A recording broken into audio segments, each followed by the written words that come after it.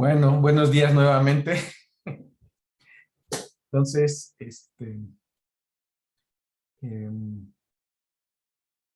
como le estaba diciendo, una vez que concluimos los módulos de la inteligencia, el módulo del Programa General de la Inteligencia Artificial y la inteligencia natural, y tenemos ahora una perspectiva mucho más amplia de la profundidad y complejidad del fenómeno. Entonces, vamos a pasar a la siguiente parte del curso en el que vamos a estudiar varios de los módulos fundamentales que asociamos a la inteligencia y a la cognición, que son lo que es el razonamiento, que es lo que hacemos propiamente con pensamiento, como les decía la pregunta original de Turing, si pueden las máquinas pensar. Después pasaremos al conocimiento, cómo se guarda el contenido, cuál es el contenido conceptual, cómo se puede estructurar. Después vamos a hablar del aprendizaje, que es la parte del curso que tiene que ver con conocimiento, aprendizaje por refuerzo y por redes profundas, que es de lo que se identifica mucho popularmente con la inteligencia artificial, que es una parte. Y posteriormente ya veremos el lenguaje, el modo de lenguaje que pues, requiere, o sea, el uso del lenguaje requiere pensar, requiere conocimiento, requiere aprender. ¿Okay? Entonces, y finalmente vamos a entrar a otra parte del curso en la que vamos a estar más centrados en la memoria natural y la racionalidad. Entonces empezamos ahora propiamente con esto.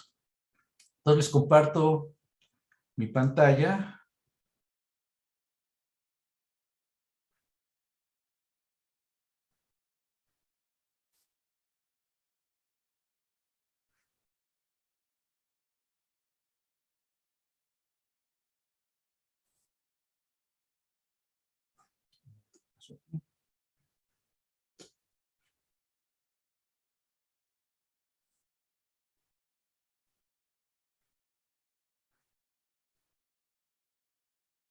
Híjole, un segundito, se me perdió aquí.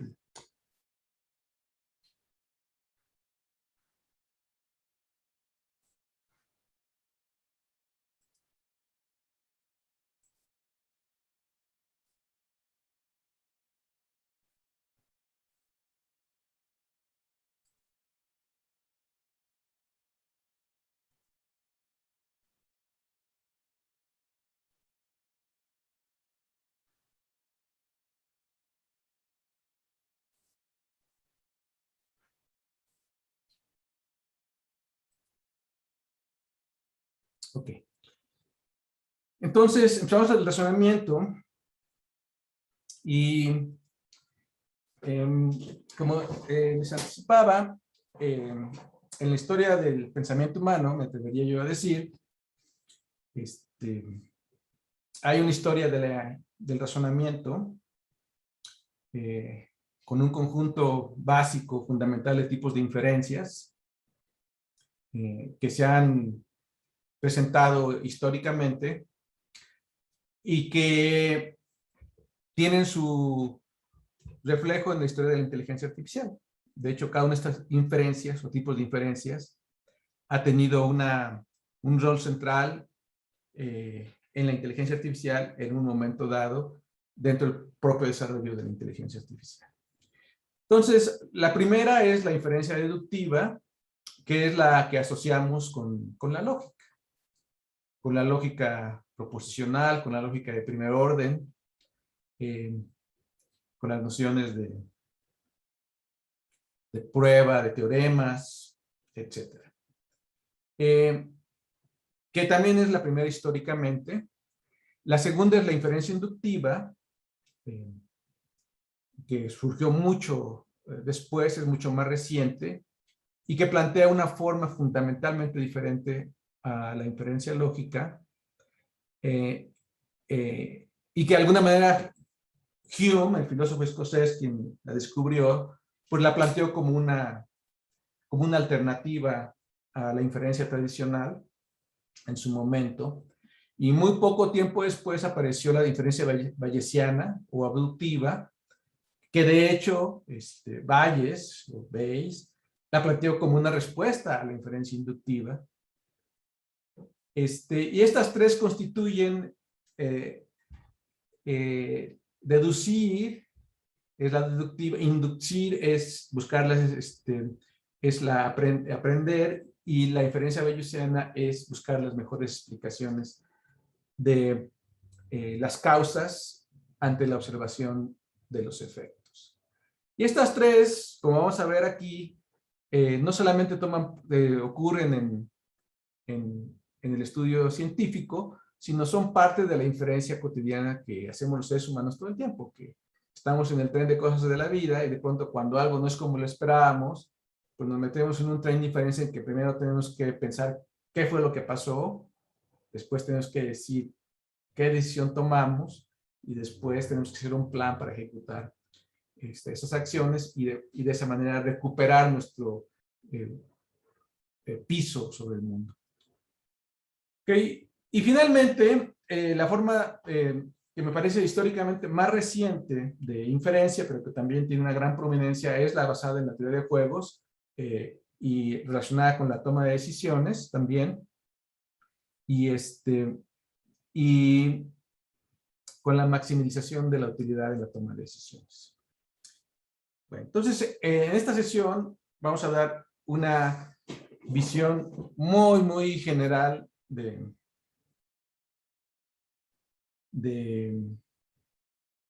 la inferencia deductiva. Una introducción muy general. Y aquí, pues esta forma de inferencia se puede trazar hasta los griegos.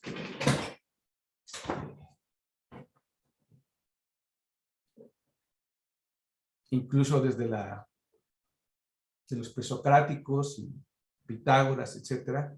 Pero realmente la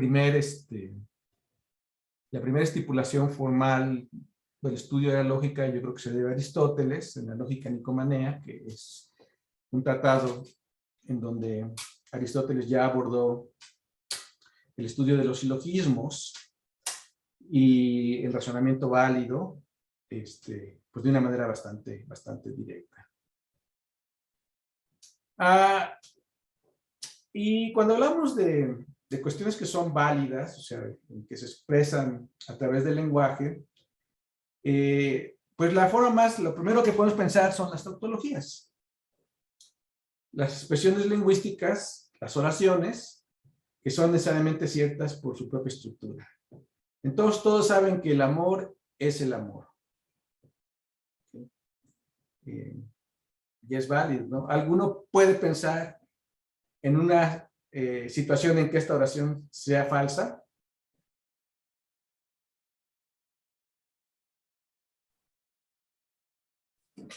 Bueno, expresada genuinamente, no, ¿verdad? Porque está haciendo una igualdad entre dos términos. ¿Okay? Si ustedes lo expresan irónicamente, pues puede tener otro significado, ¿no? Que de hecho vamos a estudiar cómo puede ser eso cuando hablemos del uso del lenguaje. Pero en una forma directa, pues está estableciendo la identidad entre dos términos y la oración pues es necesariamente cierta o es válida. Ahora, la segunda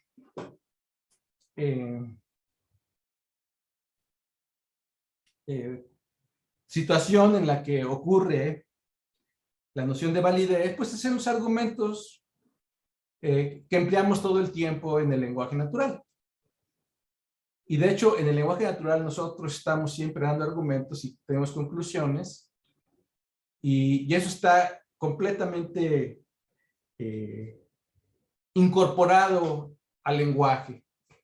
Y el conocimiento del lenguaje involucra también el conocimiento de los argumentos que nos están dando nuestros interlocutores o que están dando nosotros mismos en un estado maduro, por supuesto, se siguen o no. Y cuando alguien está argumentando con nosotros y no se sigue, independientemente de lo que diga, si sea cierto o no lo sea, luego nos damos cuenta, no se sigue. ¿Okay? Entonces, eso es el estudio de los argumentos. Entonces, aquí tenemos, por ejemplo, un argumento muy sencillo, una de las formas más generales de argumentación. Todos los feministas son humanistas, que todos ustedes saben, pues que es cierto, ¿no? Y tenemos, Pedro es feminista. Entonces se sigue que Pedro es humanista. ¿Sí? Entonces es un argumento válido. Entonces, si yo se los expreso a ustedes, ustedes pues no van a tener ningún problema en decir, ah, sí, pues sí, sí es válido, ¿no? Pero esto es independientemente que todos los feministas son humanistas y que Pedro sea feminista. O sea, del contenido conceptual. Sabemos que es válido, vamos a ver más adelante, por la estructura del argumento. Los argumentos válidos los contrastamos con los argumentos inválidos, donde si yo tengo todos los feministas son humanistas y digo Pedro es humanista, entonces sí que Pedro es feminista, pues no se sigue. ¿Ok? Se sigue que Pedro es feminista o Pedro no es feminista. Eso sí se sigue, la disyunción. Pero no se sigue que Pedro sea feminista. ¿Por qué? ¿Cómo lo sabemos? Pues porque este argumento, su estructura, no es una estructura válida. Vamos a ver más de esto. Entonces, además de las tautologías y los argumentos, en la lógica nos enfrentamos a las paradojas, que de alguna manera son como la singularidad del razonamiento. Porque nosotros podemos hablar de tautologías, que son oraciones que son válidas en sí mismas, y argumentos válidos, o podemos mostrar que hay argumentos que no son válidos, pero las paradojas nos enfrentan a situaciones en las cuales no podemos decidir. Entonces, esta oración es falsa. ¿Es falsa o es verdadera?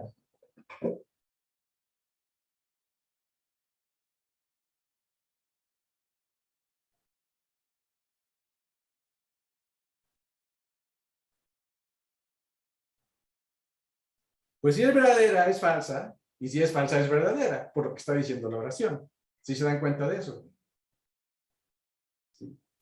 Es una coladera ahí, ¿no? Cuando se inventó en el pensamiento escéptico, hay la leyenda de que uno de los seguidores se suicidó porque no pudo resolver el problema. Esa historia la pueden leer en el libro de Bertrand Russell de... ¿Cómo se llama? El pensamiento humano, el razonamiento mental. Es una historia muy divertida. No se vayan a ciudad por esto, por favor, ustedes, si no logran resolver si es verdadero o falso. Aquí tenemos una en forma imperativa muy popular hoy en día en nuestro entorno. Prohibido prohibir. Entonces, esta pues no es una oración declarativa, pero si se prohíbe prohibir, entonces prohíbe prohibir. Entonces prohíbe prohibir, entonces prohíbe prohibir, prohibir. Ok. Entonces tenemos ahí un problema para la validez de los argumentos. Porque no podemos decidir por la propia estructura de la oración y en este caso del imperativo. Ahora, las paradojas pues son muy importantes en la historia de la lógica y del pensamiento humano, yo diría, porque nos ponen límites a lo que se puede razonar, a lo que se puede pensar, y uno de los límites más importantes pues fue evidenciar que el conocimiento matemático no se podía fundamentar en la teoría de conjuntos, que fue un programa de investigación a finales del siglo XIX, principios del siglo XX, en donde pues se pensaba que toda la matemática se podía reducir a la lógica, y eso involucraba pues fundamentar la matemática en la teoría de conjuntos. Pero Bertrand Russell, este sujeto que está ahí, que vivió entre 1872 y 1970, que es uno de los caracteres, pues me parece, más interesantes y pintorescos de la filosofía del siglo XX, que escribió la Principia Matemática, en ese tenor, que se llevó a cabo este programa de la reducción, de tratar de fundamentar la lógica en la matemática, pero se encontró en su investigación con los conjuntos, la paradoja de los conjuntos regulares, y esa paradoja es así.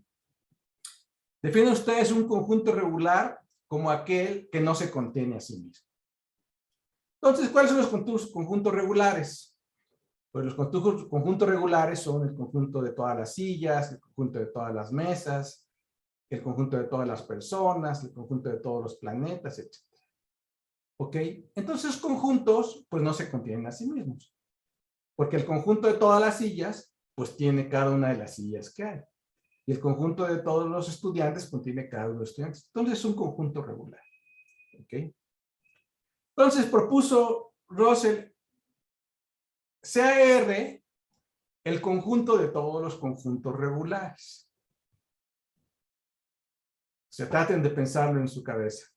Entonces piensen en un conjunto donde cada elemento es un conjunto regular. Ese es R. Y entonces pregunta R, ¿es R regular?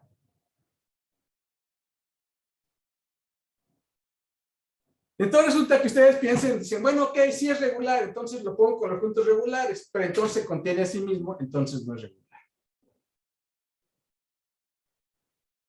Y dicen, entonces no es regular, pero entonces si no es regular, no se contiene a sí mismo, entonces es regular. Okay. ¿Sí? Entonces cuando Russell descubrió esta paradoja, dicen que a Frege le dio un ataque cardíaco, porque casi tenía la esperanza de que toda la aritmética y la matemática se iba a fundamentar en la lógica, y desde entonces, pues este programa de la reducción del conocimiento lógico al matemático, pues realmente pues no es viable, no ha progresado, ¿no? Y eso ha dado origen a un debate muy importante en la historia de la lógica. ¿Sí? Ahora, entonces cuando hablamos de validez, hablamos de estructura de argumentos. Entonces, las tautologías tienen una estructura donde X es X, que es una igualdad, donde aquí pensamos que X es, piénsenlo como una variable, así de manera muy genérica, muy intuitiva. Y conociendo simplemente el significado de la palabra es, que es la igualdad, pues sabemos que eso es necesariamente verdadero, o es válido. ¿Ok? Entonces ya no estamos hablando de una tautología particular, sino estamos hablando de la estructura de una oración que es independiente de todas las oraciones que tengan esa estructura. Y van a ser válidas no por el contenido conceptual, sino por la estructura de la oración. Y lo mismo para los argumentos válidos. Si tenemos todos los X son Yes, y P, que es un individuo en particular, es X, entonces la conclusión P es un Y se sigue necesariamente por la estructura de los argumentos, independientemente de quiénes sean X, Y y P. Entonces, de alguna manera podemos decir que siempre que las premisas sean verdaderas, entonces la conclusión es falsa, y los argumentos válidos pues tienen una estructura, digamos, o sea, la validez queda determinada por esa estructura. Y también, cuando sabemos que un argumento no es válido, pues también es una cuestión estructural. Entonces, todos los X son Y, y sabemos que P es Y, entonces P es X, pues no se sigue, no tiene estructura, pero sí podría seguirse XY o X no es Y. Aunque esa proposición X es Y o X no es Y, pues no ayuda mucho, porque de hecho se llama la ley del exclude the middle, la ley de que o es verdad o es falso, pero no de los dos al mismo tiempo. ¿Ok? Que de hecho hay lógicas que excluyen esa ley, aunque eso ya no lo vamos a ver aquí, se llaman lógicas intuicionistas, donde no se vale esta ley del exclude the middle, porque puede haber una tercera posibilidad.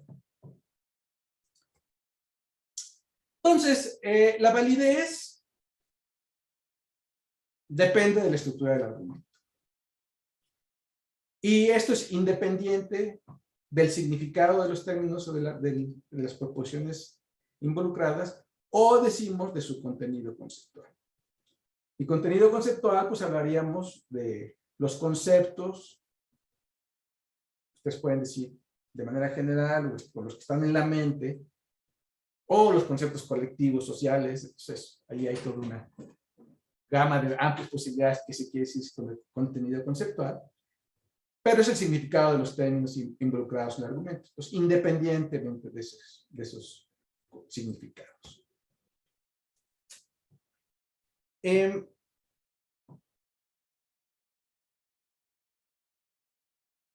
Entonces, el punto es que cuando tenemos un argumento, la conclusión se sigue de las premisas. Y aquí decimos, pues, que es una consecuencia lógica de las premisas. Entonces, la validez, o sea, está relacionada con esta noción de consecuencia lógica. Cuando algo es consecuencia lógica de un argumento, pues cuando el argumento es válido. Pero esta noción de consecuencia lógica, pues es bien complicada, ¿no? Y de hecho, aquí, al personaje que les pongo es Alfred Tarski, un lógico polaco que fue a Estados Unidos por la Guerra Mundial, etcétera. Y pues uno de los grandes personajes también de la lógica del siglo XX, y de hecho algunos lo equiparan al nivel de Aristóteles, Frege, Gödel y Tarski. O sea, están, digamos, en un club muy privilegiado. Y tiene un artículo y un libro muy bonito que se llama El concepto de la consecuencia lógica. O sea, cuando algo es consecuencia lógica de algo. Y también escribió El concepto semántico de la verdad y los fundamentos de la semántica, que dieron lugar a todo el movimiento de la semántica de modelos teóricos, la semántica del lenguaje natural, que pues fueron muy importantes en estudiar lógica durante toda la segunda parte del siglo XX, y de hecho dominaron el estudio del procesamiento del lenguaje natural y la lingüística computacional en inteligencia artificial. Entonces, el punto es, ¿de qué depende o qué determina qué tautologías puede haber en el lenguaje y cuáles son las estructuras de argumento válido que pueden ocurrir en el lenguaje? Y Tarski dice, todo se reduce a dos cosas fundamentales. Uno es la estructura sintáctica del lenguaje. Entonces, yo conozco la gramática del lenguaje, y aquí puedo hablar del lenguaje natural, del español o del inglés, o del náhuatl, ustedes gusten. O puedo hablar de lenguajes formales, como la sintaxis de la lógica de primer orden o la lógica de predicados. ¿Okay? Entonces dice esta visión,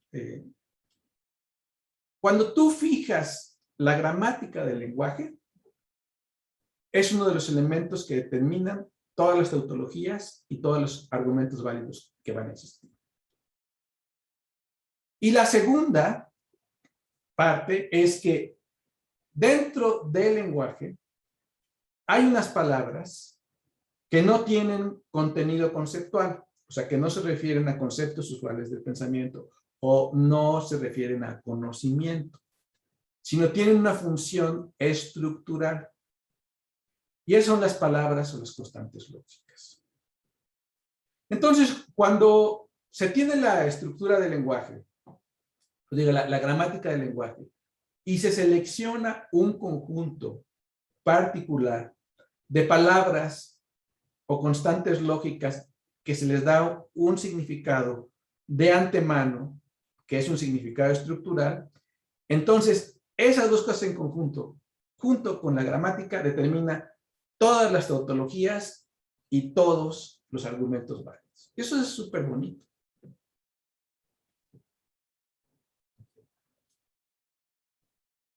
Entonces, eso determina las lógicas. O sea, cuando ustedes están estudiando, ¿qué hacen los lógicos? Ya ven que los lógicos son lógicos de por toda la vida, así como los matemáticos hay lógicos, así como los médicos hay lógicos, como los biólogos hay lógicos. Entonces, dicen, ¿qué hacen los lógicos? ¿En qué dedican su vida? Pues ellos estudian lógicas generales y lógicas más particulares. Entonces, una lógica en particular, pues consiste en definir una gramática, ya sea de lenguaje natural o de lenguajes artificiales, y decidir cuáles son las constantes lógicas. Entonces, la lógica proposicional y la lógica de predicados clásica que nosotros conocemos, seguramente ustedes han estudiado o saben que existe, no sé, porque aquí es muy interdisciplinar el grupo, pues las palabras lógicas son la I, que es la conjunción, la O, que es la disyunción, el sí, entonces, que le llamamos la implicación material, no, el sí, solo sí. Entonces, ahora puede aumentarse otras palabras lógicas como la igualdad, por ejemplo, los cuantificadores, etcétera. Y eso ya, de alguna manera, les va a dar la lógica de predicados, la lógica en términos más generales. Ahora, otras lógicas más expresivas, por ejemplo, son la lógica modal, donde las palabras necesariamente y posiblemente son constantes lógicas. Entonces, aunque si ustedes piensan en las palabras necesariamente y posiblemente, digamos que las palabras lógicas de la lógica proposicional, pues todas sí son palabras de función. En el lenguaje natural podemos pensar que las preposiciones y los artículos también son palabras de función. ¿Ok? De alguna forma. Entonces, su significado es estrictamente estructural. Ahora, en la lógica modal, ya cuando hablamos de necesariamente, posiblemente, pues ya no se puede decir tan claramente que es nada funcional, porque tiene un significado. Yo tengo el concepto de lo que es necesario, el concepto de lo que es posible. Entonces ya es más difícil de marcar la frontera entre lo que es una constante lógica y lo que es una palabra conceptual. Pero de todas maneras, la lógica modal, que es tremendamente útil, sí, aumenta la lógica de predicados con dos palabras, que es lo que es necesario, proposiciones que son necesariamente ciertas y proposiciones que son posiblemente ciertas. Y normalmente esto se utiliza cuando en lugar de que el mundo sea uno, que es el mundo actual, nuestro modelo, ahorita vamos a hablar de modelos, sean posibles mundos. Ya sea que ocurren en otro tiempo, que ocurren en un espacio paralelo, etc. ¿Okay? Entonces, cuando hablamos necesariamente, se refiere a que las proposiciones no ocurren nada más en este mundo, sino en todos, o que pueden ocurrir posiblemente en cuando menos un mundo posible. Pero ya es mucho más complicado. ¿Ok? Y luego, si incluimos las palabras de saber y creer, donde empleamos argumentos que usen el verbo saber y el verbo creer, entonces ya también, pues está un poquito, es más extremo porque pues, saber y creer son palabras que tienen contenido conceptual muy, pues ya más claro, pero sin embargo, tienen una función estructural y podemos construir argumentos, como por ejemplo, decir oraciones, si Pedro cree que es cierto, entonces es cierto. ¿Es válido eso? ¿Es cierto porque lo cree? Ok. Entonces, esa estructura de argumentos nosotros podemos determinar hasta cierto punto, bueno, de hecho es el punto de las lógicas epistémicas, saber cuáles son los argumentos válidos que involucran conocimiento y creencias.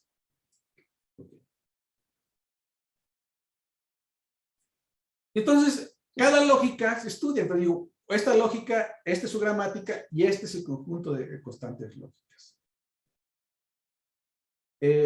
Y ahora, en el sentido más tradicional, ustedes pueden pensar para lógica, pues siempre hay un lenguaje formal. Nosotros pensamos la lógica en un lenguaje formal como lógica de proporciones o predicados con una notación funcional. Pero este es un caso particular, porque el estudio de la lógica se inició con el estudio del lenguaje natural directamente, sin ayuda de ninguna notación particular, como en Aristóteles. O sea, se estudiaban los silogismos en la forma como se presentaban en los argumentos naturales. Y la notación funcional o matemática para la lógica proporcional y de predicados, sobre todo la de predicados, pues la introdujo Frege en el siglo XIX en Alemania, y Charles Sanders Peirce, el filósofo pragmatista norteamericano, en Estados Unidos, más o menos al mismo tiempo, que ya introdujeron unas formas más matematizadas, y luego ya con el movimiento de la formalización de la lógica, con principio de matemática y esas cosas, pues ya nos llegaron las notaciones formales que después se formalizan mucho más en los lenguajes formales de la computación. Pero es la excepción, ¿ok? Y de hecho, los modelos, los lenguajes artificiales, pues realmente son un modelo de los lenguajes naturales. Y esto ¿y qué tanto un lenguaje natural es formal o obedece a reglas formales de sintáctica y semántica? Pues hay unos que dicen que para nada, y otros que en la culminación del pensamiento de la semántica del siglo XX, en los 70s y 80s del siglo XX, con la semántica de los mundos posibles que se derivó de la noción de verdad de Tarski, hubo un buen que se llama la semántica de Montesquieu. Montesquieu fue un lógico en California, norteamericano, que hizo muchísimo para caracterizar la semántica del lenguaje natural en términos formales, y él afirmó categóricamente que el lenguaje natural es formal, nada más que más complicadito. ¿Ok? Y también de alguna manera en las primeras aproximaciones de Chomsky a la formulación de la gramática, con las gramáticas libres de contexto y las gramáticas transformacionales, pues eso pues eran modelos formales desarrollados en la inteligencia, en la computación, y entonces el lenguaje natural se pensaba como un lenguaje formal. Ahora, pues, la cosa ha vuelto otra vez y realmente hay muchos elementos del lenguaje natural que no se presentan fácilmente, o cuando menos, pues no es tan claro que sean lenguajes formales. ¿Okay? Pero, en conjunto, podemos decir pues que esta afirmación o esta noción tarskiana de que la validez de las tautologías y los argumentos, las estructuras argumentales, pues podemos decir de manera muy general que sí es correcto que estos son los dos parámetros fundamentales, la gramática del lenguaje y la selección de las constantes lógicas. Entonces vamos a hablar un poquito más de las constantes lógicas para que nos quede claro de qué estamos hablando. Entonces, primero vamos a poner aquí una notación diagramática para hablar de la interpretación de las expresiones de lenguaje, y vamos a dar una notación diagramática para hacerlo un poquito más didáctico. Entonces vamos a decir que un punto representa un individuo, arbitrariamente, cualquier individuo, o sea, un objeto, algo que el niño pueda hacer. Este es un objeto individual cuando tiene el concepto de objeto. ¿Okay? Esto es complejo, que es un objeto, porque no es tan trivial, ¿no? Y vamos a decir que un círculo denota una propiedad. Y decimos que en esta notación, en este pequeño lenguaje gráfico, un individuo tiene la propiedad si está dentro del círculo geométricamente y no la tiene si está fuera del círculo. ¿Okay? Entonces tenemos aquí Pedro, que es el individuo, y aquí tenemos feminista, que es un círculo que se representa al conjunto de todos aquellos individuos que son feministas. Y es una expresión y decimos ahí, Pedro no es feminista. ¿Okay? Está fuera del círculo. Y aquí decimos, Pedro sí es feminista. ¿Okay? Queda claro para todos, ¿no? Muy sencillo, ¿no? Entonces, en base a esto, vamos a pensar en la interpretación de la constante lógica de negación. O sea, el no es una constante lógica, porque es una palabra que tiene un significado estructural, que es decir que lo que se afirma no es el caso. Y entonces, en este caso, pues, está negado, ¿no? Este individuo, Pedro, no es feminista.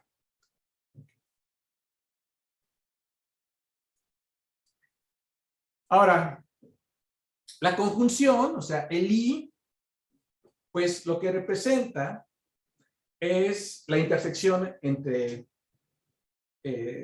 dos o más propiedades.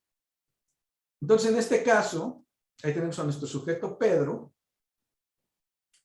que está dentro del círculo que representa feministas y también de humanistas. Entonces, ahí eso representa que Pedro es feminista y es humanista. Entonces, el significado de la conjunción lógica es la intersección. Y lo que hay que observar aquí es que la conjunción es una función concreta del pensamiento.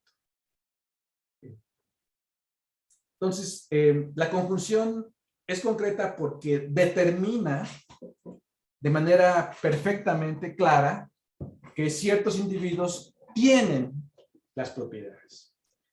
Entonces, pues como es concreta, es la más fácil de pensar. Entonces, cuando yo pienso en el I, pues es que es más fácil de entender, digamos, sí, genéricamente. Porque no tengo que hacer ningún tipo de abstracción, en este sentido básico. Ahora, le sigue la disyunción. La disyunción es el OR. El OR, aquí lo tenemos, pues lo que quiere decir es que nuestro sujeto que está aquí, que es Pedro,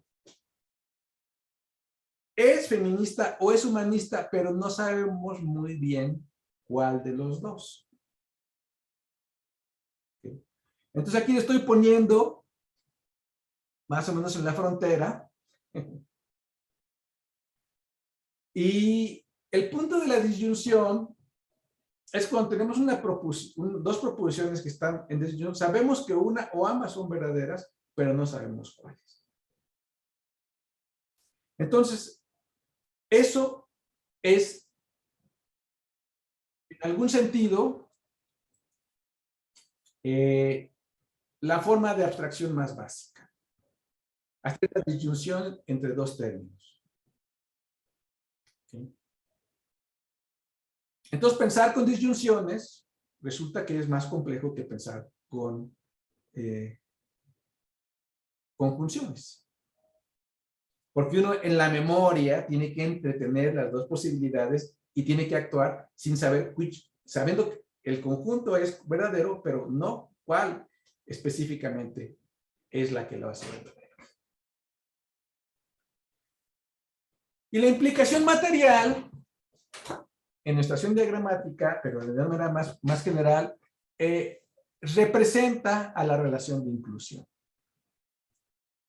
Entonces, si decimos que todos los feministas son humanistas, lo que estamos diciendo es que todo el conjunto de todos los individuos que tienen la propiedad de ser feministas, también tienen la propiedad de ser humanistas. ¿Ok? Entonces aquí tenemos a Pedro, en el caso en el que Pedro es feminista y es humanista. ¿Okay? Pero Pedro muy bien podría estar acá, donde es humanista porque está dentro del ciclo de ser humanista, pero no es feminista porque está fuera del ciclo. Okay. Pero donde esté Pedro, no invalida que todos los feministas, el círculo que es feministas, está incluido en el círculo de los humanistas. Entonces, la inclusión material representa literalmente la inclusión de un conjunto o de la extensión de un conjunto en otro, que es la noción de clase lógica que vimos con Piaget.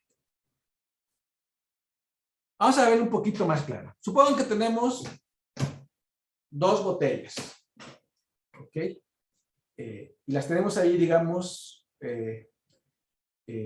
puestas con su diseño. Entonces ustedes pueden pensar que es una botella de perfume o de tequila, no sé cuál sea su metáfora favorita, ¿ok? ¿Sí? Y los cuadritos representan, digamos, las células de contenido de esas botellas, ¿ok? Ahora vamos a pensar que es la misma botella que podemos traslapar una sobre otra. Y lo que queremos saber es si el líquido que está en una botella está contenido en la otra, de alguna forma. Okay. Entonces, más o menos piensen en esta situación. Yo tengo esta botella y quiero saber si este contenido está contenido en esta botella. Okay. Entonces ustedes dirán sí, ¿no?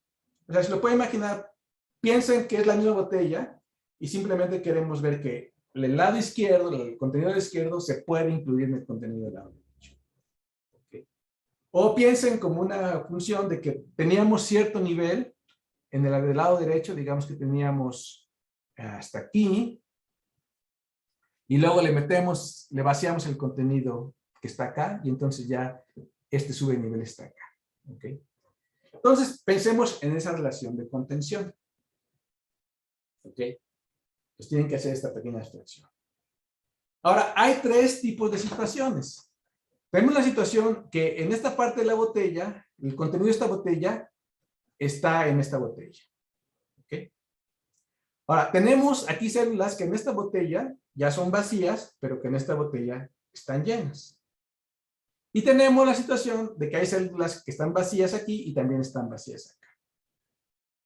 Entonces, estas tres situaciones se cumplen para que este contenido esté en este contenido. ¿Okay? Entonces podemos decir que este contenido, el lado izquierdo, está en el contenido derecho. Ahora vamos a verlo a nivel, digamos, de microestructuras o células, las células de que están aquí. Entonces, para saber si el líquido de la izquierda está en la botella, el líquido de la botella izquierda está en el líquido de la botella derecha, veo celda a celda y digo, si esta celda está llena y esta celda está llena, entonces sí se contiene. Porque esta celda está contenida en esta celda. ¿Ok? Ahora, si aquí no hay nada, pero esta celda está llena, pues no hay ningún problema. Esta botella está contenida en esta botella. Es el canto de que hay vacío y aquí hay vacío. Y si en ninguna de las dos hay nada, pues no hay problema. Es el caso en que esta está contenida, es la parte vacía de la botella. ¿Ok? Lo que no podemos permitir de ninguna manera es que en esta celda, que es lo que se va a contener, esté lleno, pero el contenedor no lo tenga. Porque entonces no se contiene. Esta botella no contiene a esta botella porque tiene una celda, cuando menos hay una celda, en la cual está vacía en la botella contenedora, pero está llena en el vacío de la contenida. Entonces, esta no se contiene en esta. ¿Sí lo visualizan? Entonces, la única manera que yo puedo, para que yo pueda decir que el contenido de esta botella no se contiene en esta botella, es que ocurra que hay una celda o una microcelda de esta botella, de la izquierda, que está llena, mientras que donde se supone que está contenido está vacío. Eso es una contradicción. Bueno, esos cuatro casos son la implicación material. Entonces, 1 y 1, pues es cuando las dos celdas están llenas. Ahora, si en el caso de que la celda contenida no tenga nada, pues no importa lo que tengamos en la celda contenedora, porque siempre va a estar contenida. No hay ninguna situación que la limite. La única situación que tenemos prohibida es que la contenida sea 1, mientras que el contenedor sea 0. Entonces aquí esto es 0. ¿Okay? Entonces es muy importante que ustedes quede claro que la implicación material es la relación de contención de los contenidos de las proposiciones o del contenido informacional. Entonces, para que la implicación material sea verdadera, quiere decir que el contenido informacional del antecedente se incluye en el contenido del consecuente. Entonces tenemos, si es un humano, está vivo. Si es un perro, es un mamífero. Entonces, el objeto, el contenido informacional del antecedente está en el contenido del consecuente. Y la única forma como podemos hacer un válido, la implicación material y de hecho un argumento, es si el antecedente tiene información que no está contenida en el consecuente. Esa es la noción fundamental de la implicación material, que va a tener un impacto directo en lo que consideramos cuando un argumento es válido. Porque de hecho un argumento va a ser inválido justamente cuando puede haber información en el antecedente que no esté en el consecuente. Entonces, validez. Esto nos lleva a esta noción de validez, que el contenido de las premisas está en el contenido de la conclusión.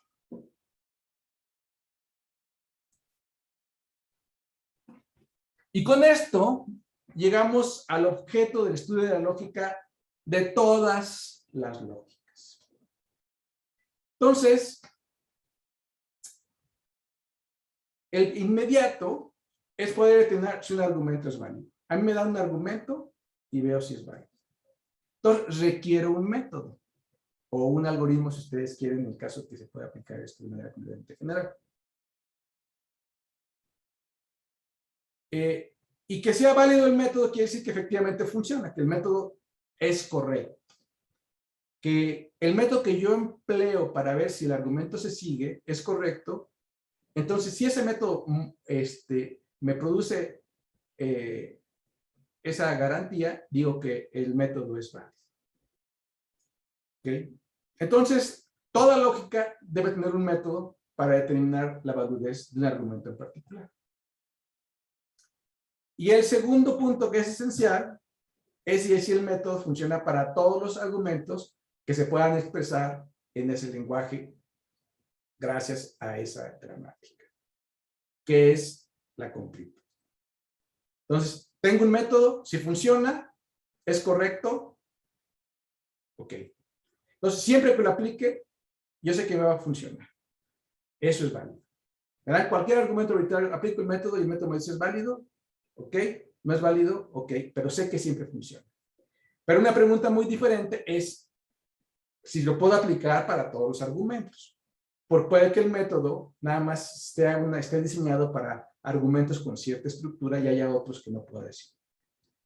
Entonces, en ese caso, el método no es completo. Y de hecho,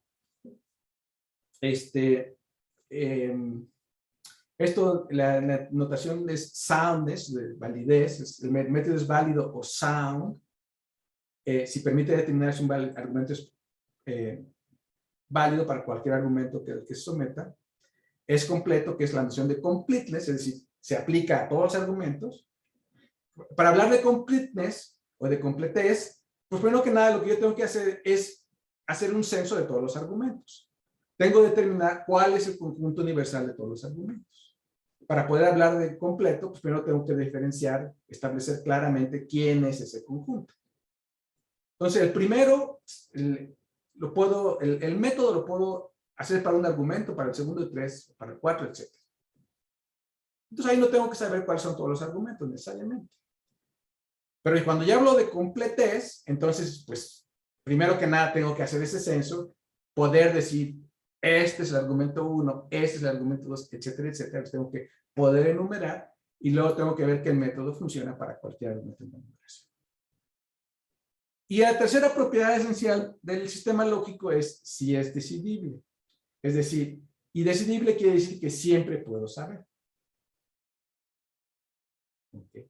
Porque el método puede no terminar. ¿Sí? Entonces, si terminara, yo podría saber si es la validez de un argumento, podría ser completo, yo podría determinar el método funciona para todos los argumentos, pero ya en el algoritmo en sí, ¿qué tal si el algoritmo nunca termina o no para? Entonces, por el halting problem, pues no puedo saber si es verdadero, si es válido o no es válido, porque pues, no tengo manera de parar. Entonces, pero para una lógica en particular, yo defino una lógica, defino una gramática, defino sus constantes lógicas. Entonces, como el objetivo de la lógica es determinar los argumentos válidos, pues tengo que poner sobre la mesa un método. Número 1, poner en la mesa un método. Y probar que ese método, cuando se aplique, no me va a mentir. Eso es la validez. Probar que en todas las circunstancias en que yo aplique el método, si el método me termina y me dice sí, entonces es válido. La segunda es determinar si la lógica es completa, es decir, si el método aplica a todos, para lo cual tengo que enumerar todos los posibles argumentos que pueden surgir y de ver que efectivamente el método se aplica para todos. Y si es decidible, pues tengo que ver si la máquina, el algoritmo que determina el método, pues va a terminar o no va a terminar. Entonces es el gran dilema para los lógicos, porque pues primero hay que encontrar el método, segundo hay que ver si es completo y tercero hay que ver si es decidible. Y esto diferencia pues todos los tipos de lógicas. Obviamente, bueno, no obviamente, pero o sea, es un hecho que las lógicas menos expresivas tienen un método que es válido, se puede determinar que un método que es completo y aparte es decidible. Pero rápidamente con la expresividad de las lógicas podemos ver que hay un método, pero no sabemos si es completo y de hecho no sabemos si es decidible. Y eso va a ser un poquito más adelante. ¿Cuál es la culminación de esa problemática? Y entonces, los argumentos se expresan en el lenguaje, con oraciones de lenguaje. Es decir, los argumentos son objetos sintácticos. ¿Sí? O sea, yo construyo con un conjunto de palabras una oración y con un conjunto de oraciones construyo un argumento. ¿Ok? Pero a la par de la construcción semántica, pues normalmente yo sé el significado del argumento. ¿Ok? Y normalmente para esto, pues tengo que saber cuál es el significado de las palabras de contenido o conceptuales que están en el lenguaje. Y esto lo llamamos el lexicón o el léxico. ¿Qué es los símbolos de contenido? Digamos, ustedes pueden pensar que el lexicón son las palabras que aparecen en el diccionario. ¿Okay? Entonces yo veo un diccionario y digo, ornitorrinco. Veo que esto. Veo peyorativo. Bueno. Consecuente. Entonces, si son palabras que yo no conozco, pues voy en el diccionario y las veo, ¿no? Entonces, el diccionario, por supuesto, tiene también las palabras de función, pero ya esas ya las quité, ya las aislé, ya dije, estas son de función, pero todas las demás, pues tengo que saber su significado para entenderlas. Entonces, y podemos pensar de manera pues, muy abstracta que nosotros, los seres humanos que tenemos el uso del lenguaje, en nuestra mente tenemos un lexicón mental en que de alguna forma están representadas todas las palabras que usamos en el lenguaje y están asociadas a la representación de su significado. De tal manera que cuando yo veo la palabra que ocurre en el lenguaje hablado o en el lenguaje escrito, entonces la proceso en algún sentido y con eso acceso a mi diccionario mental y retribuyo cuál es el significado de esa palabra. Y por eso entiendo el significado de las palabras. ¿Okay? sea, ese problemita que te acabo de decir, pues es un problema que realmente en última instancia no sabemos cómo se hace. O sea, se han escrito miles y miles y miles de imágenes y páginas acerca de ese proceso, pero sigue siendo un problema completamente complejo. ¿Okay? Entonces, la semántica implica un lenguaje en el que hay un lexicón y hay ciertas reglas gramaticales con las que podemos estructurar oraciones y podemos conocer su significado también. Entonces, ese es el objeto lingüístico. Ahora, pero el lenguaje siempre se refiere al mundo. Entonces, y el mundo está constituido por individuos o objetos externos a mí, bueno, también puede ser yo mismo, pero en general, digamos, externo, que son los sujetos reales acerca de los que se habla. Y esos sujetos reales tienen propiedades y establecen relaciones entre ellos. ¿Ok? Entonces, una cosa es el lenguaje, los objetos del lenguaje, que son símbolos, y otra cosa son los objetos del mundo, pues que son objetos en la naturaleza, o objetos artificiales construidos por el hombre, pero son objetos externos. ¿Okay? Entonces, le llamamos el dominio de D a ese conjunto de individuos. Ustedes pueden pensar que es como el universo del discurso. ¿Okay? Entonces ya, dependiendo de, o sea, de su visión, de su ontología, pues ustedes cuando conceptualizan un universo va a estar más poblado o menos poblado, dependiendo del tipo de objetos que ustedes postulen que existen realmente en el universo. ¿Ok? Bueno.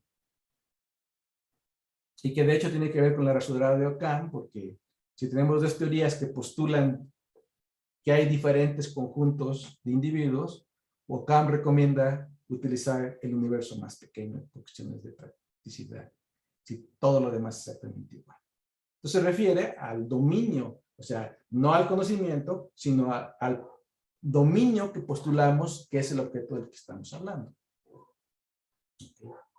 Entonces hay dos cosas: símbolos del lenguaje, objetos del mundo.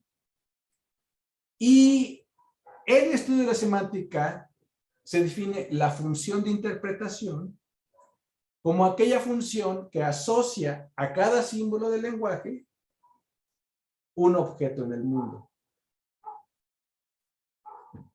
que es su interpretación. Entonces, si yo conozco la función de interpretación y veo el símbolo o escucho el símbolo, la evalúo en mi mente y entonces lo que se presenta en mi mente es el valor que es el objeto del mundo. Claro que en mi mente se presenta como una representación porque yo no puedo poner los objetos del mundo en mi mente, por más que le haga. ¿Okay? Lo que yo más que puedo es poner representaciones de los objetos del mundo en mi mente. Y algunos dicen que eso ni siquiera es posible. ¿Okay? Pero en el estudio de la semántica se refiere a esa función que asocia a los símbolos del lenguaje, que son símbolos, ese objeto simbólico externo que usamos en el lenguaje, con los objetos del mundo que estamos hablando. Entonces, si decimos la palabra Pedro en nuestros silogismos, se refiere a un objeto del mundo. Pero por supuesto, el símbolo Pedro es diferente al individuo que se llama Pedro. Es más, el individuo podría ser realmente no Pedro, podría ser Pepe, pero yo le puedo decir Pedro, si soy compidopi, ¿no? Le cambio los nombres a las cosas. ¿Ok? Bueno, entonces, en semántica se define como un modelo, un par ordenado, un modelo de lenguaje, digamos el lenguaje L, es un par ordenado de dos objetos. El dominio, que es el conjunto de individuos de los que se habla, y la función de interpretación. Y la función de interpretación asigna a cada símbolo del lenguaje un objeto del dominio del tipo apropiado. Y de hecho digo el tipo apropiado porque si es un nombre propio, pues el objeto del mundo va a ser un individuo, pero si estoy hablando de una propiedad, pues en el objeto del mundo en el dominio va a ser el conjunto de individuos que tienen esta propiedad.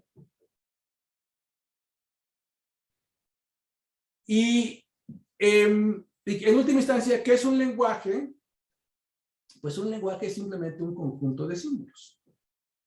Ustedes recuerdan en su curso de teoría de autómatas y lenguajes formales, un lenguaje se define directamente como una cadena de símbolos básicos. Y cada cadena es una palabra. ¿Sí? Entonces, el lenguaje es el conjunto de símbolos que puede ser finito o infinito numerable, que están en cierto conjunto. Entonces, en ese lenguaje vamos a tener símbolos que son nombres propios, símbolos que se refieran son adjetivos que se refieren a propiedades, o nombres comunes, etcétera, etcétera, o verbos, etcétera. Y esas palabras, pues van a su denotación, en el sentido más básico, van a ser el conjunto de individuos que tienen esa propiedad, y si son binarios como un verbo, son pues el conjunto de individuos que están en la relación que se establece por el verbo, o posiblemente por una preposición, como Pedro está en su casa.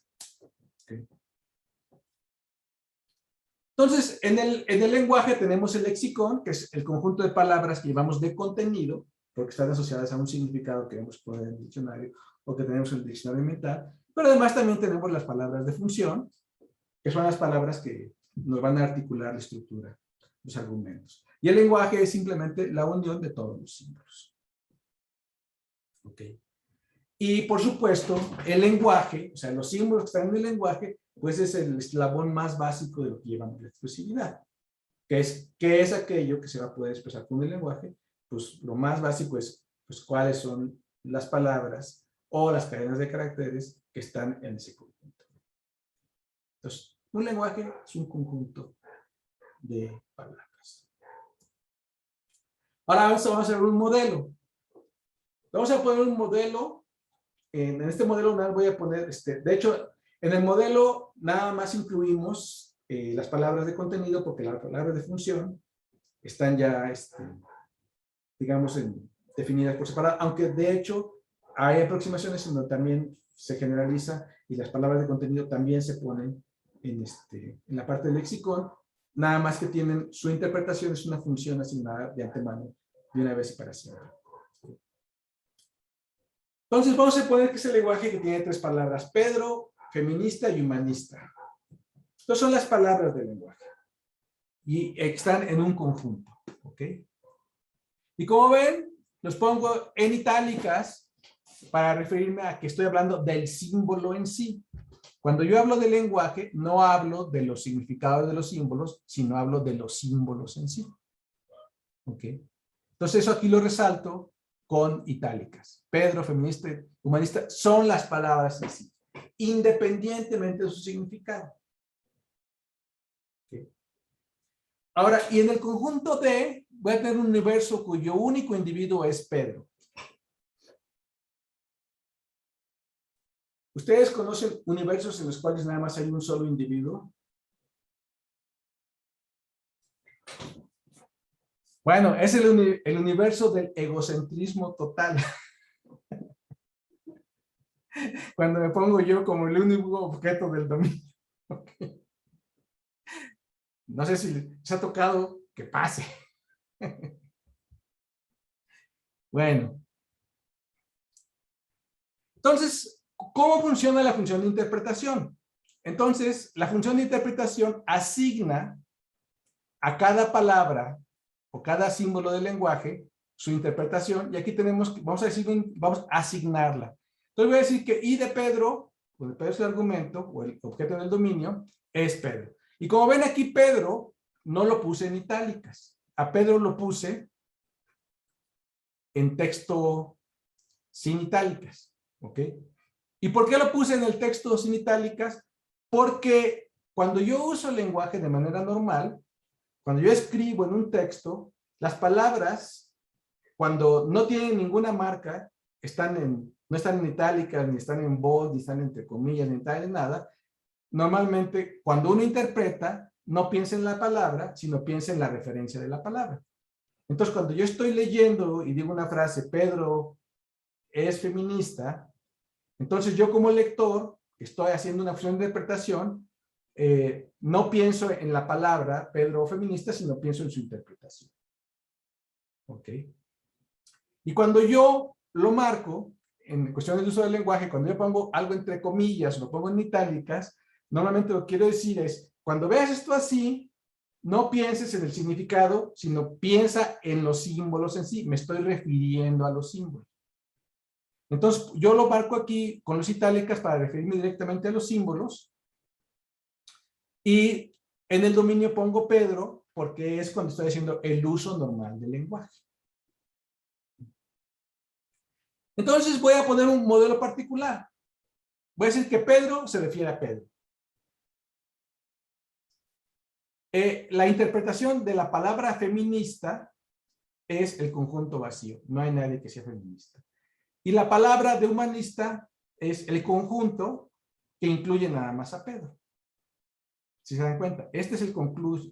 Como esta es una propiedad, entonces su interpretación es un conjunto que incluye nada más a Pedro, que es de hecho el único individuo en mi dominio. Y aquí en este modelo, feministas es un conjunto vacío, que es la interpretación de la palabra feminista. ¿Ok? Entonces, el modelo de este lenguaje es el dominio de, que es Pedro, junto con esta función interpretación y que tiene estas tres asignaciones. Entonces, ¿cuál es la idea? Si yo estoy leyendo un texto, entonces cada vez que yo veo una palabra, la palabra es como el argumento de la función de interpretación, yo interpreto y entonces lo que viene a mi mente es el valor de esa función, que es el individuo en el mundo del que estoy hablando. Ese es el truco. ¿Okay?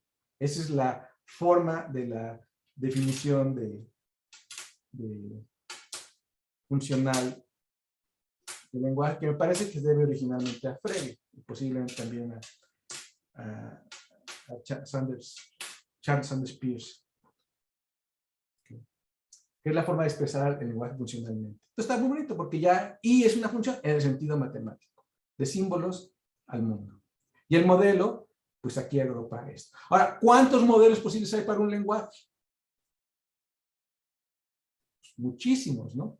Primero que nada, pues piensen ustedes que podemos tener dominios muy grandes. En general, en el dominio tenemos todos los individuos a los que les concedemos existencia o que están en nuestra ontología. ¿Ok? Que pueden ser del mundo en general o pueden ser individuos particulares del campo de estudio, como los individuos, los objetos teóricos de la física o de la química o de la biología.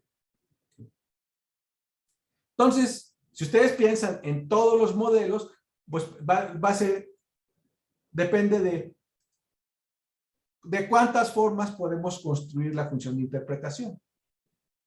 Pues un chorro. Aquí, como ya hemos dicho, pues no tenemos ninguna restricción para relacionar a los símbolos del lenguaje con los objetos del mundo. Y la interpretación puede haber N funciones para eso. Muchísimas funciones de interpretación. Que corresponderían a las diferentes formas de interpretar esos símbolos. Entonces tenemos aquí, por ejemplo, Pedro es humanista. Entonces, ¿cómo funciona? Pues la interpretación de Pedro, del símbolo, la palabra Pedro, es Pedro, el individuo Pedro. Y la interpretación de humanista es el conjunto que tiene el individuo Pedro. Y la interpretación de Pedro es humanista es calcular la función característica o ver si Pedro, el individuo, está incluido en el conjunto que tiene a Pedro. De hecho, este Pedro debería ser aquí con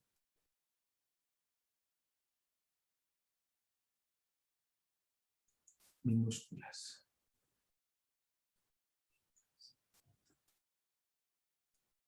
No nos confundamos.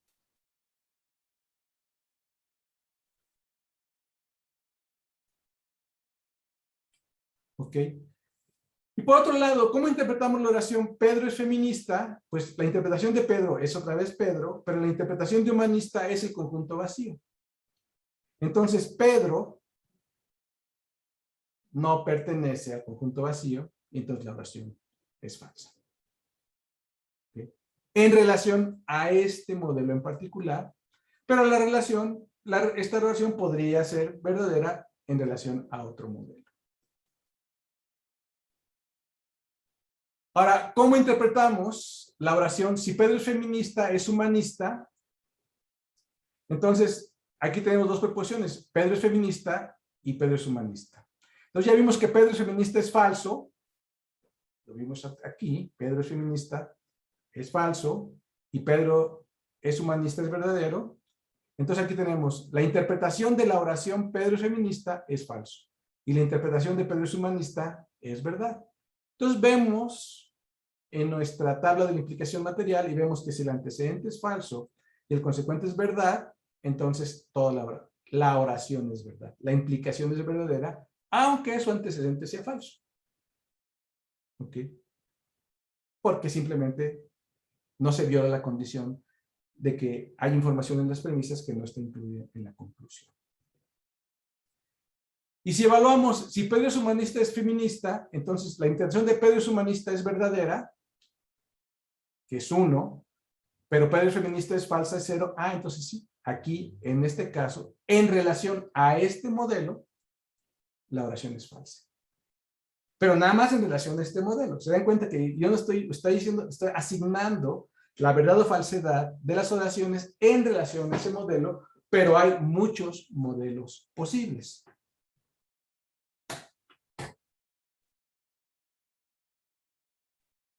Bueno, y aquí lo que estamos aplicando es el principio de composicionalidad que se debe también a Frege.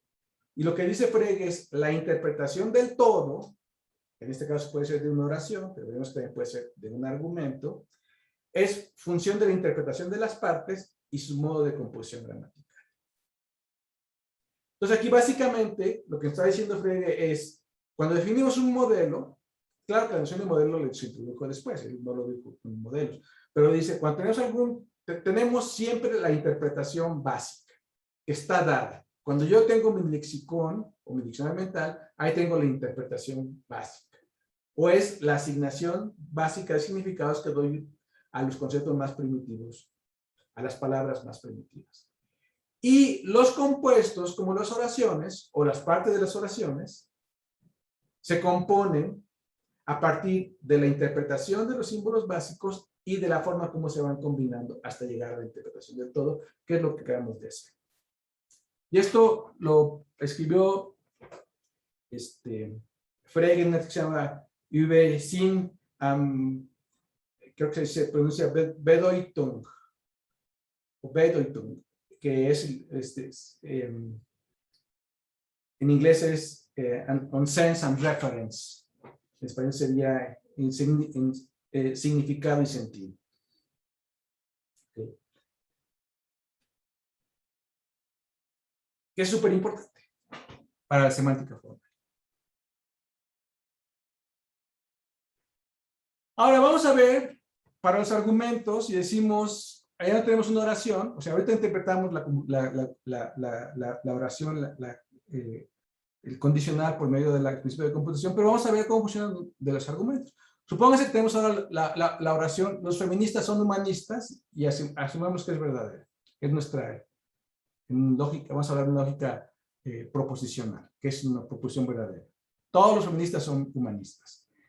Y luego tenemos Pedro es feminista, es en relación a nuestro modelo, y Pedro es humanista en relación a nuestro modelo. Entonces, tenemos aquí el argumento. P es, los feministas son humanistas, y Q, Pedro es feminista. Y aquí vamos a poner este simbolito que se llama turnstile doble, que quiere decir semánticamente implica a R. Entonces, lo que quiero decir es que en este argumento estoy viendo si por su significado este conjunto de oraciones implican a esta oración. Y vemos que de acuerdo al modelo, ahorita dije, los feministas son feministas, asumimos que es verdad, pero yo vi que Pedro es feminista, es falso. Entonces es 0. Pero sé que Pedro es humanista, es verdadero, entonces es 1. ¿Ok? Y cuando yo estoy viendo un argumento, a mí lo que me interesa saber es que si todos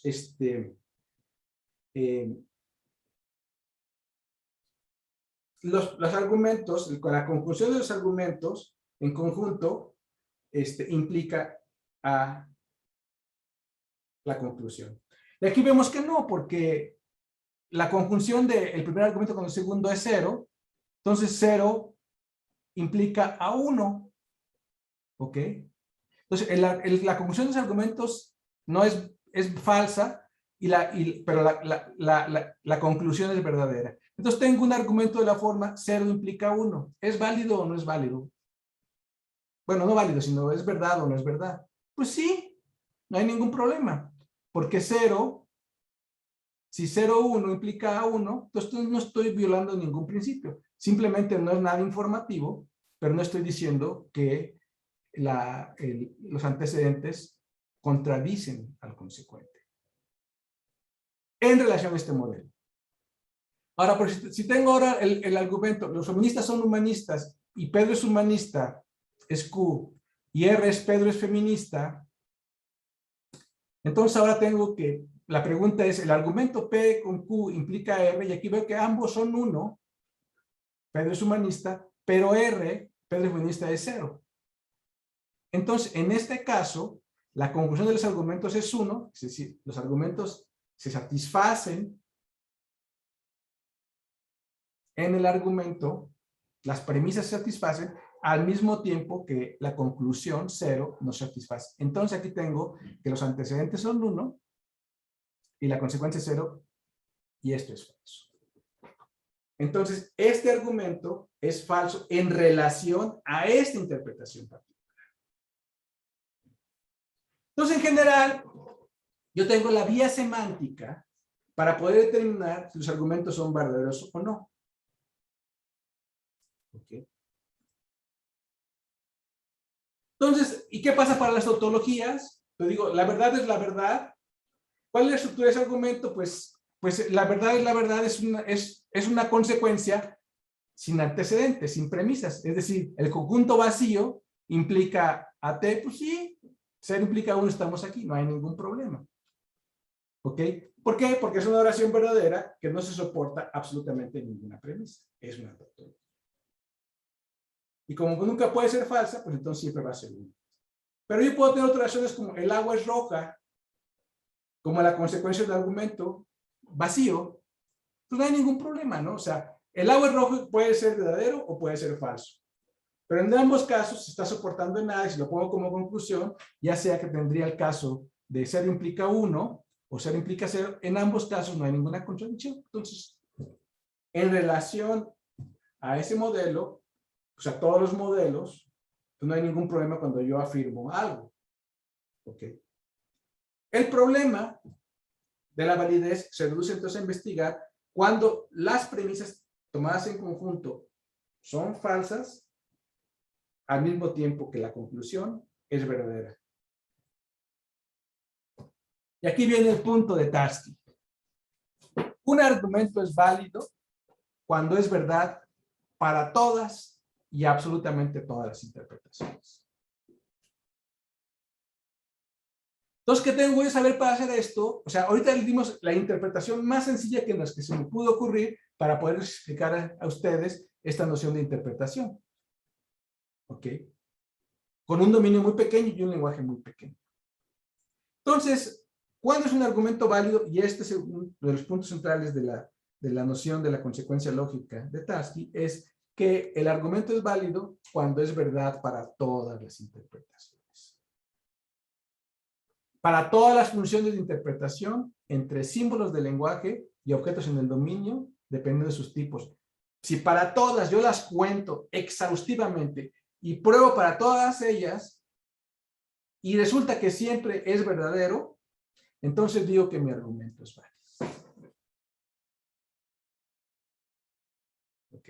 lo cual está complicado, porque yo tengo que contar todas las interpretaciones y efectuar la prueba para todas las interpretaciones, que es el método semántico. Ahora, pero es muy interesante que si es verdad para todas las interpretaciones, entonces la validez es independiente de cualquier interpretación posible. Y entonces, por esta razón, la validez se reduce o se convierte en una propiedad estructural del argumento. Okay. Por la vía semántica. Se nos acabó el tiempo. Continúo el martes con esta clase. Puede usted revisar la primera lectura de lógica para continuar. Me fui un poquito más lento de lo que yo esperaba, pero pues me interesa mucho que estos conceptos fundamentales sí queden claros. Al término del módulo vamos a poner las slides en la página, ¿ok? Para que los puedan ver. Entonces, por favor lean los capítulos que están señalados en las lecturas para esta semana relativos a lógica, las primeras, y nos vemos el próximo martes. Muchas gracias. Gracias. Gracias. Gracias, Jonathan. Hasta luego.